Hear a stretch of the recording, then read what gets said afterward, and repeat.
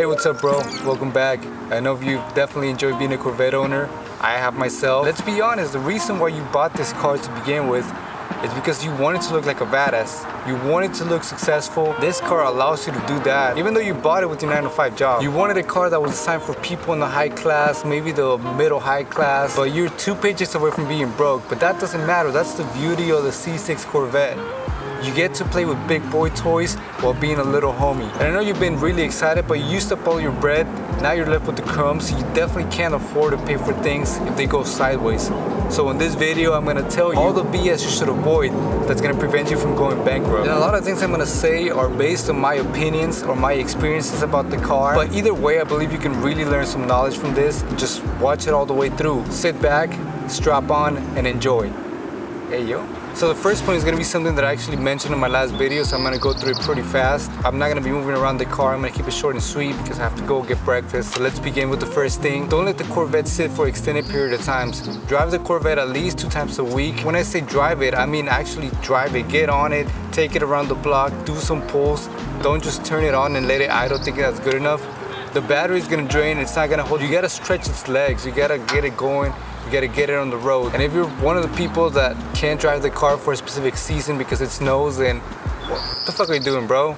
Suck it up, stop being a bitch. Take the target top off, go drifting in the snow, just go for it. Cold exposure, it's gonna increase your testosterone. And besides, the car's not gonna rust because it's fiberglass and carbon fiber, so you're solid, bro, just suck it up. I'm just joking. If you live in a place where you actually can't drive it because it snows, then I'd say the first one you gotta do is you gotta get a trickle charger. There's plenty of them out there. Look online, maybe you'll find something. And another quick point is don't let your car idle for extended periods of time while it's running. Don't just sit on your car on your phone scrolling like a little dumbass on social media. That's some single-digit IQ shit. Do something better with your life.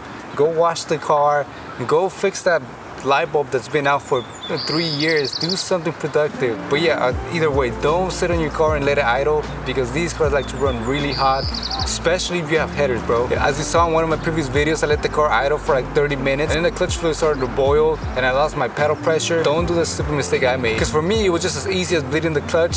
It may not be as cheap for you. Here's a little piece of valuable information. If you've been watching this channel and you still don't have a Corvette, what the fuck are you doing, bro?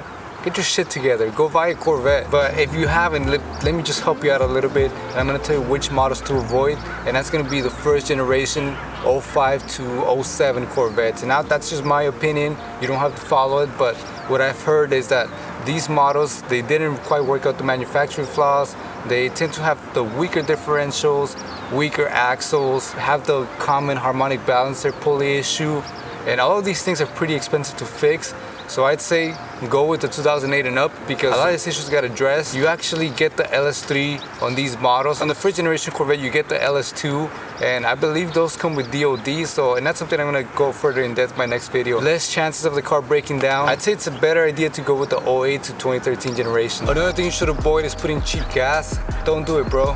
It's not worth the struggle. Getting good gas is really important, so I suggest buying it from somebody you know. Yeah, don't cheap out on your gas, but it's gonna cause so many issues down the line. Go to a good gas station, even though it's gonna hurt your wallet and it's gonna feel like you're bending over. Trust me, bro, I know. I'm used to it. I'm worn out. I live in California.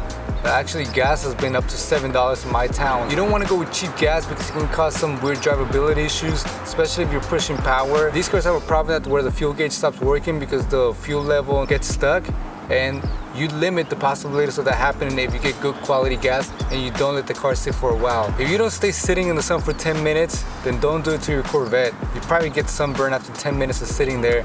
Unless you're like one of my boys with the latte skin tone. We're built different. We actually had to work in the sun to get this Corvette, son. We can take it. But your Corvette might not be able to take it. The target top's gonna get oxidized. The headlights are gonna yellow out. The dash is gonna begin to crack. So I'd suggest don't let the car sitting in the sun. If you have to park it outdoors, put a cover in it, even if it takes a little bit longer. If you have to park far away in the shade, that's just something you gotta do. That just comes with it. Something that I've learned is that these cars, you shouldn't put the dash shine. The angle of the windshield, a little bit of glare, the shine, it just leaves you blind. It's horrible in these cars. When you're driving down the road, you get a glare blinding you. It feels like you just walked out of a Hollister store and your eyes are just burning from the transition from darkness to light. Don't go in there. Don't go into Hollister. They ain't got the drip. I know it, bro. They ain't got the drip. Go somewhere else. And while I'm sitting here, here's a quick tip. When getting in and out of your car, try not to rest on the lumbar support. I've seen way too many Corvettes with this issue where this is all torn up. Don't put anything in your back pocket. If you are one of the people that puts their wallet in their back pockets, you need to go see a chiropractor. Your spine needs a fucking four-wheel alignment. You shouldn't be doing that. Put it in your front pocket, get a money clip, try to avoid it, but it's also gonna save the life of your lumbar support. You're not gonna have a messed up seat. Put a little more effort into getting in and out of the car. It's not that hard. Try to not bump and grind against the seat. And if you're one of my Texas boys, I know you keep that thing on you. Try not to put it back here, put it on the side, put it somewhere else. How are you gonna keep the community safe but hurt your Corvette? Think about that, bro. Think about it. This next one is probably my opinion, and that's gonna be maybe don't daily drive this car. If you do it, you got my respect. But the reason why I say it may not be a good idea to daily drive this car is because all the common wear items are really expensive, especially tires if you have the 20 inches like me. Hey, yo. If you have the 20-inch wheels like me, tires are gonna be pretty expensive. If you have something other than the base model, it's gonna take 10 quarts of full synthetic. That's gonna be pretty expensive. You already know fuel economy is horrible, especially if you're modded. I mean, you can still do it, get the most out of your car, enjoy it, daily drive it every day, but to me, it feels like an excessive waste of money, and I don't have money to waste like that. If you do, please send it my way. I need to buy tires. This is probably gonna be the last point, and this is pretty important. I know you're young, I know you're full of testosterone, but you gotta control your little lizard brain. Act like you buy Corvettes every weekend. I need you to do something for me, 21. And that's gonna be don't rush into modding the hell out of the car as soon as you get it.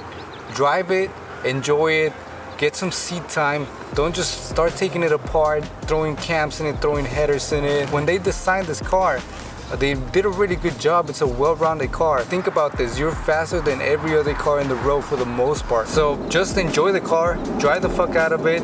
If it breaks, modify it. And that's the best way to go about it. Another thing also is if you start modifying the car, it could potentially be sitting for months where you're not driving the car. And we all know, even race car drivers say this, seat time is more important than having the perfectly built fast car. And if you really feel like you need a little bit of boost in power, take the traction control off and learn how to handle the car before you start throwing power into it. And I know for a fact the car you had before this was a piece of shit, my guy. Don't lie to yourself. Don't lie in the comments saying, oh, this guy can't handle this much power.